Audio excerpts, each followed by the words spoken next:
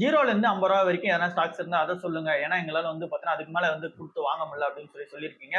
So இதுக்கான answer நம்ம சிம்பிளா சொல்லணும் அப்படின்னா, 0ல இருந்து உங்ககிட்ட 50 ரூபா தான் இருக்கு அப்படின்னா, ஸோ இதுக்கு பெட்டரான ஆப்ஷன்ஸ் வந்து நீங்க காசு எல்லாத்தையும் சேர்த்து வச்சு, ஃபார் எக்ஸாம்பிள் 50 ரூபா தான் உங்ககிட்ட இன்வெஸ்ட்மெண்ட் இருக்கு அப்படின்னா, அது எல்லாத்தையும் சேர்த்து வச்சு ஒரு 1000 ரூபா அளவுக்கு சேர்த்து வச்சுட்டு அதுக்கப்புறம் இன்வெஸ்ட்மெண்ட் வந்து பண்ணுங்க. அதுவே பெட்டரான ஆப்ஷனா இருக்கும். இல்ல எனக்கு அப்படிலாம் இல்ல, இண்டிவிஜுவல் ஸ்டாக்ஸ் பிக் பண்ணணும்னு இல்ல ஏதோ ஒரு இன்வெஸ்ட்மெண்ட் பண்ணணும் அப்படின்னு சொல்லி நீங்க ஆசைப்படுறீங்க அப்படின்னா, நீங்க தாராளமா டாடா கோல்டு ETF வந்து பார்த்தீங்கன்னா கன்சிடர் பண்ணிட்டு வரலாம். எந்த ஒரு பிரச்சனையுமே வந்து இருக்காது. இதே நீங்க இண்டிவிஜுவல் ஸ்டாக்ஸா தான் பார்க்க போறீங்க அப்படின்னா 0 to 50 ரூபா தான் இருக்கு அப்படின்னா, இப்ப கன்சிடரபிள் ஸ்டேஜ்ல இருக்குது சவுத் இந்தியன் பேங்க் மட்டும் தான் வந்து இருக்கு.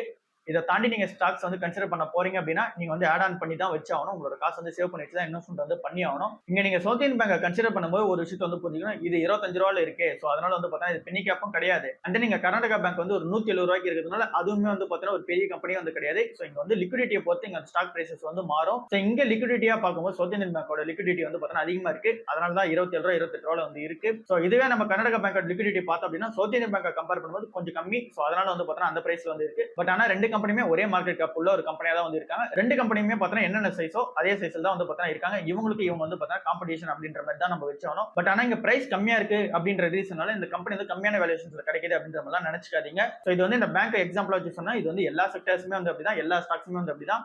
ஸோ இங்க வந்து பிரைஸ் அதிகமா இருக்கு அப்படின்றதுனால அது வந்து பார்த்தீங்கன்னா ஹை வேல்யூ கம்பெனி எல்லாம் கிடையாது. பிரைஸ் அதிகமா இருந்தாலும் அதோட வேல்யூஷன்ஸ் தான் நம்ம வந்து பார்க்கணும். அப்படி நம்ம பார்க்கறோம் போது இங்க காசு சேவ் பண்ணி இன்வெஸ்ட்மெண்ட் பண்றது தான் பெட்டரான ஆப்ஷனா வந்து இருக்கும்.